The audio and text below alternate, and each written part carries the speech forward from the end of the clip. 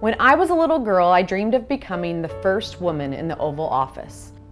When we're little, our futures are a vast expanse of possibility. We make plans for school, for a career, for a family.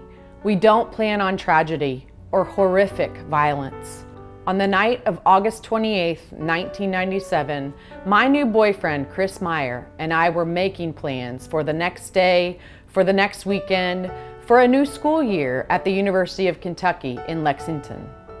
We hadn't anticipated coming face to face with a serial killer or making headlines in newspapers across the country.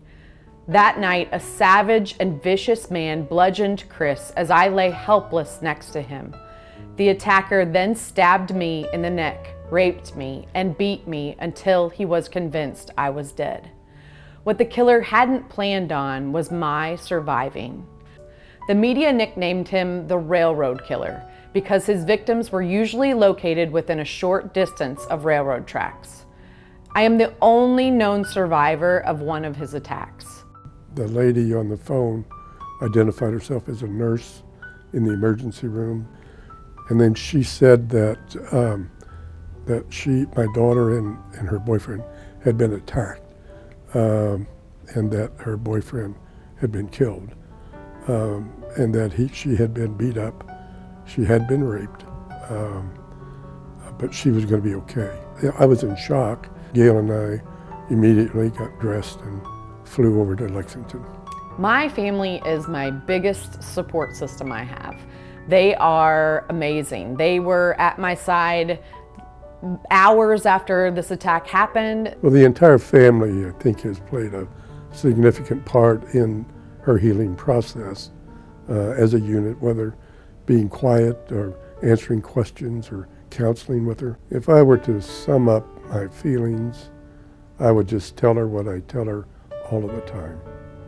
I love you. It can be nearly impossible at times to make sense of violence and tragedy, but in my case, I believe God saved my life for a reason. I was given a second chance. I wanted this horror to be used for good. It was a dream of mine to have a place where victims of intimate crimes, victims of child molest, adult sexual assault, and adult domestic violence could come, and the only people they would come in contact with are people that were there to help them. They'd be in a more comfortable setting, and they'd be able to give details without feeling ashamed or feeling like they were under a microscope. So we made a comfortable setting, and that's what Holly's House is. This is the only one in the country that I know of that offers services for both children and adults under the same roof. In the 14 years that I've been covering these kinds of crimes, I have seen a reduction in the stigma. Holly's House has really helped people to know that it's okay, it's not your fault. And during that time, we've developed a prevention education program, and that program has taught over 40,000 kids in Vandenberg and surrounding counties how to be aware whenever somebody is grooming them to take advantage of them. I can't believe that my experience helped create something so amazing for our community, but I wouldn't have wanted it any other way. I believe that I survived to create Holly's House. I believe that I survived to help others in our community. And that's what Holly's House does on a daily basis.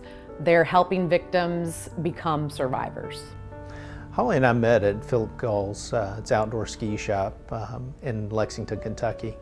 We were both attending University of Kentucky. We got engaged in New York City, and we were getting ready to go to dinner and a show. And so with I believe a dozen roses, at a knock of the door, she answers the hotel door, and on bended knee, I proposed to my bride. Holly's father is the epitome of a father to me. To go through what he has been through is enough to break many a people, yet he still stands tall. Jacob, he's probably been the best part of her healing process. He really is a good guy. We're proud to have him as a son-in-law, and we're proud to have him in the company. It's almost a Cinderella story. Holly's taught me patience. She's taught me not only strength, but she's taught me the definition of strength. My husband, Jacob, is an amazing man. He has seen me through some of my hardest days. I have cried endless days with him, and he has supported me through it all. He's a wonderful father. And you know, I couldn't ask for a better guy that supports not only me, but our family. He is our rock. It's been 21 years almost since I was attacked. I've been wanting to write a book for a long time. It is a story of a second chance at life. Remember that we are so blessed to have our lives that it can change at any moment, and we have to live each day to the fullest. And I think the more we can be reminded of that, the better.